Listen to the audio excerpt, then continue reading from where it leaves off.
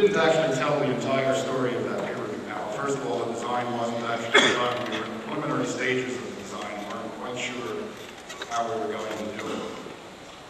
The owner was Chevron Corporation, who were wanting to evaluate their building, which was a 26-story steel frame building with infill masonry, and demonstrate that this building was going to be capable of meeting San Francisco requirements for life safety for an existing building. They assured the city of San Francisco, is Hanson Tom still here? Hanson may recall that they assured the city of San Francisco that they were doing this because this was their corporate headquarters.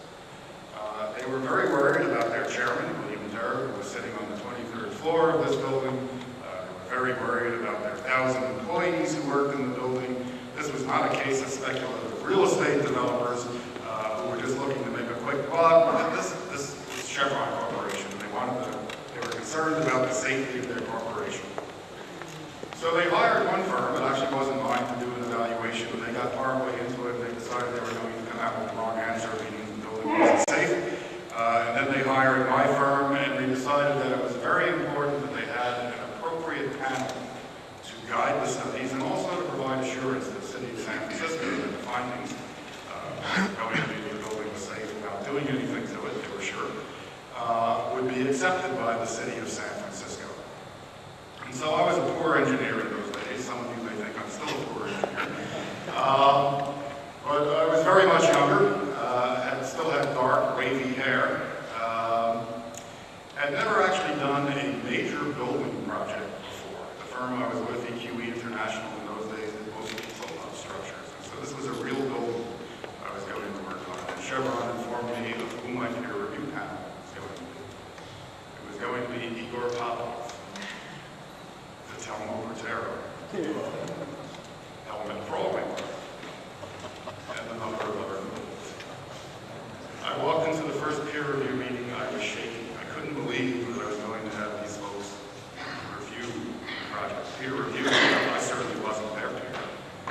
I mean, think of the people that were going to be reviewing. Igor Popov. I had learned mechanics and materials from Igor's book. I still reviewed it occasionally when I was trying to figure something out. I went up to him and said, Professor Popov, we've never met, but I learned from your book. I was just so impressed. Helmut, this was in 1990, Engineering News Record, had just named him the ENR Engineer of the Year. I never thought in my life I would meet anyone who was anything of the year. And Helmut Krawinkler.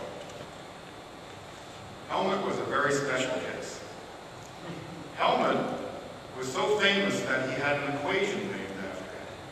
I had read it in the Blue Book, the Sion Blue Book, the Bible of structural engineering in California. Commentary on panel zones and steel moment frames referred to the Krawinkler equation. This made it, in my eyes, a god. I mean, think of the people you know who have something named after them that's important. Oh, Sir Isaac Newton, he had 3 laws named after him. There was Heisenberg, he had a principle named after him. And then there was Krawinkler, he had an equation named after him, and also a factor. And so there were any number of things that I could have talked about this afternoon about Helmut and his special contributions to the profession. But when I thought back over our association, I knew I had to talk about the Krawinkler equation and its importance to the profession and how quickly it worked its way into engineering practice after it developed. So my tribute to Helmut Krawinkler because he has an equation named after him.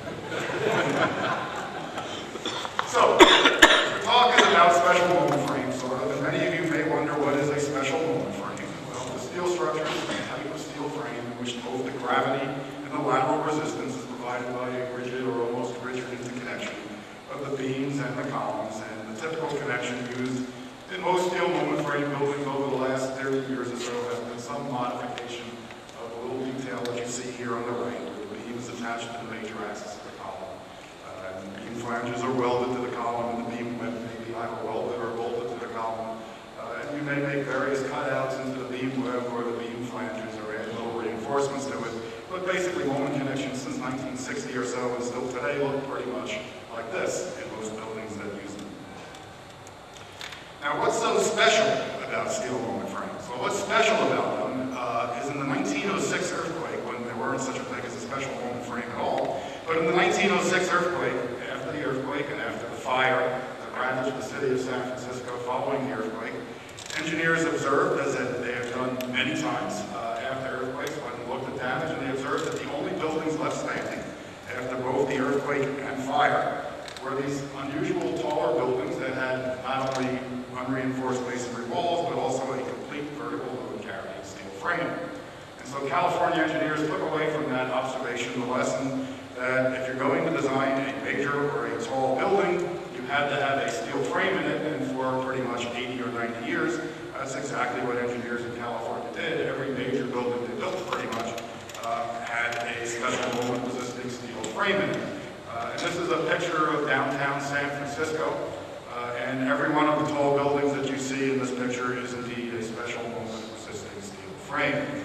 Now, that's not the only reason that special moment frames are special. They're also special because they tend to break in very interesting ways. And you've seen some of these before as well.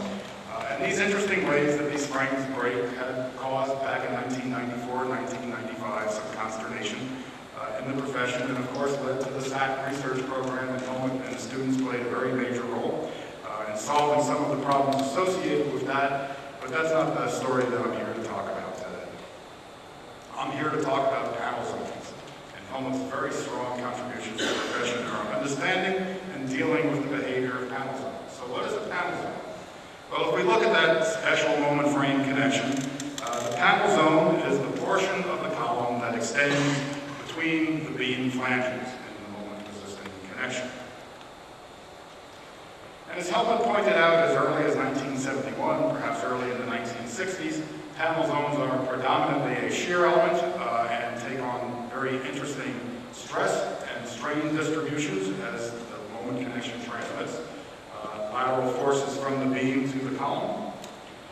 And that also their deflection patterns, as he pointed out in 1978, are not easy to be modeled and can't necessarily just properly be modeled by using a rotational spring or a scissors type model, as those folks who were inclined to model such behaviors would try to do. And in fact, even as late as 2000, where Helmut continued to do work on panel zones, he pointed out how special the behavior of these panel zones were, and how there was much more than just rotation that was going on, with one beam on one side of the column being raised relative to the beam on the other side of the column, and how complex this behavior really is. And this was mentioned earlier today by Dr. Botero, but in his early work, Helmut actually pointed out that this panel zone behavior could be detrimental to performance of steel frames. A lot of engineers in California generally give Mike Engelhardt credit for having been the prophet that before 1994 Northridge went around warning us that there might be some problems with special moment resisting frames, and that we might be seeing cracking occurring in multiple joints. But in this excerpt from a paper from 1971, Helmut clearly points out the potential for cracks at the beam, bottom flange, and column flange joint, which of course the profession immediately took heed to and stopped building joints like this way, approximately 25 years later.